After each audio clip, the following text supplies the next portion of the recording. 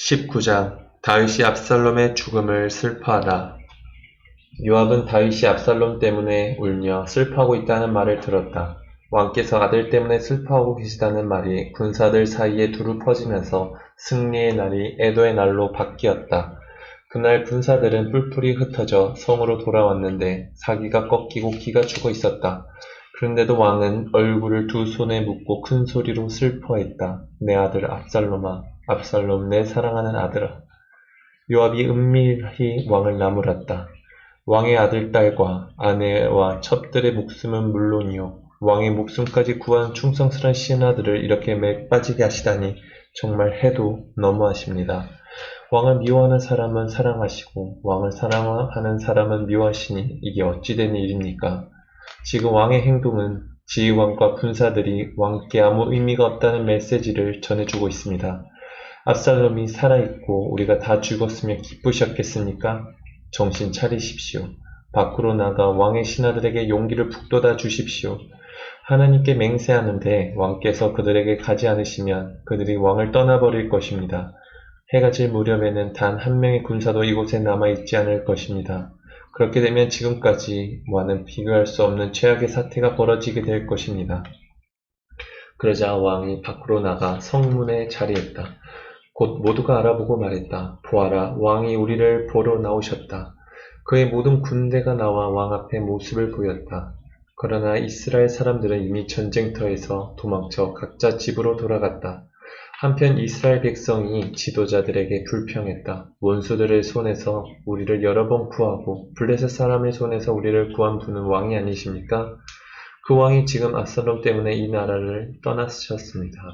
그리고 우리가 왕으로 삼았던 압살롬은 전쟁터에서 죽었습니다.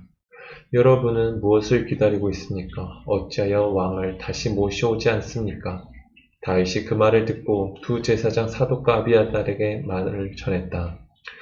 유다 장로들에게 이렇게 물으십시오. 여러분은 어째서 왕을 궁으로 다시 모셔오는 일을 주저합니까? 여러분은 내 형제들입니다. 내 혈육입니다. 그런데 어째서 왕을 궁으로 다시 모셔오는 일을 맨 마지막에 하려고 합니까? 아마사에게도 이렇게 전하십시오. 그대도 내 혈육이요 하나님께서 내 증인이시거니와 내가 그들을 요압을 대신하여 군사령관으로 삼겠소. 다윗은 모든 유다 사람의 마음을 사로잡았다.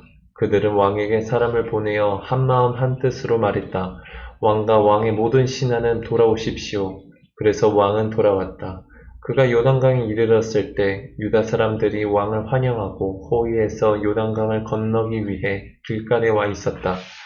바울임 출신의 베냐민 사람 게라의 아들 시므이도 급히 내려와 유다 사람과 합세했고 베냐민 사람 1000명과 함께 왕을 맞았다. 사울의 종 시바도 아들 15명과 종 20명을 데리고 요단강을 건너와 왕을 맞이했고 왕과 함께한 측근들이 강을 건너는 일을 도와 힘 닿는 대로 왕을 편히 모셨다. 게라의 아들 시므이는 요단강을 건너자마자 왕 앞에 엎드려 절하고 경의를 표하며 말했다. 내 주인이시여, 저를 나쁘게 생각하지 마십시오.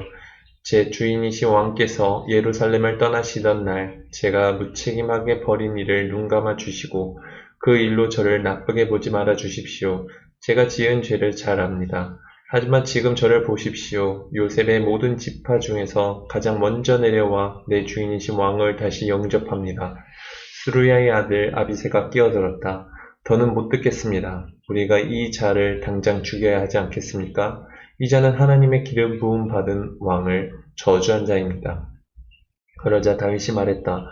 너희 수르야의 아들들은 어째 이토록 고지스럽게 싸우기를 좋아하느냐? 내가 다시 이스라엘의 왕이 되었으니 오늘은 아무도 죽이지 않을 것이다. 그리고 나서 왕은 시므이를 보며 너는 죽지 않을 것이다 하고 그에게 약속해 주었다. 사울의 손자 무비보셋이 예루살렘에서 도착하여 왕을 맞았다. 왕이 떠나던 날부터 무사히 돌아온 날까지 그는 머리도 빗지 않고 수염도 다듬지 않고 옷도 빨아입지 않았다. 왕이 말했다. 무비보셋, 너는 어찌하여 나와 함께 가지 않았느냐? 그가 말했다. 내 주인이 왕이시여, 제 종이 저를 배반했습니다. 왕께서 하시는 것처럼 저는 다리가 성치 못하므로 나귀를 타고 왕과 함께 가려고 종에게 나귀의 안장을 지우라고 했습니다. 그런데 그가 저에 대해서 왕께 거짓을 고했습니다. 내 주인이신 왕께서는 하나님의 천사와 같으셔서 무엇이 옳은지 아시고 그 옳은 일을 행하시는 분입니다. 제 아버지 집 사람들은 모두 죽을 운명이 아니었습니까? 그런데 왕께서 저를 받아주시고 왕의 식탁에서 먹게 해주셨습니다. 제가 그 이상 무엇을 더 바라거나 구할 수 있겠습니까? 왕이 말했다. 됐다. 더 말하지 마라. 내 결정은 이러하다. 너는 시바와 재산을 나누어 가져라. 무비보셋이 말했다. 재산은 다 시바에게 주십시오. 다만 제가 걱정하는 것은 내 주인이신 왕께서 무사히 왕궁으로 돌아오시는 것뿐이었습니다. 길앗 사람 바르실레가 로글림에서 내려와 왕과 함께 요단강을 건너며 왕을 배웅했다. 바르실레는 나이가 80살로 매우 늙었다. 그는 큰 부자였으므로 왕이 마하나임에 있는 동안 왕에게 필요한 것들을 공급했다. 왕이 바르실레에게 말했다. 나와 함께 예루살렘으로 갑시다. 네, 그대를 보살펴 드리리다. 그러나 바르실레는 그 제안을 사양했다. 제가 왕과 함께 예루살렘에 간다 한들 얼마나 더 살겠습니까? 제 나이가 80이니 이제는 누구에게도 그다지 쓸모가 없습니다. 음식 맛도 모르고 풍악 소리도 듣지 못합니다. 그런데 어쩌자고 내 주인이신 왕께 짐을 얹어드리겠습니까? 저는 그저 왕과 함께 요단강을 건너고 싶을 뿐입니다. 대단한 일은 아니지요. 저는 돌아가 제 고향에서 죽어 부모와 함께 묻힐 것입니다. 하지만 여기 제 종 김함이 있으니 저 대신 그를 데려가 주십시오. 그를 잘 대해 주십시오. 왕이 말했다. 알겠소. 김함이 나와 함께 할 것이요. 갈 것이요. 그에게 잘 대해 주리다. 그 밖에도 그대가 생각하는 거 있으면 그것도 해드리겠소. 군대가 요단강을 건넜으나 왕은 중간에 남았다. 왕은 바르실레에게 입을 맞추며 축복했고 그는 집으로 돌아갔다. 그러고 나서 왕은 김함과 함께 길갈로 건너갔다.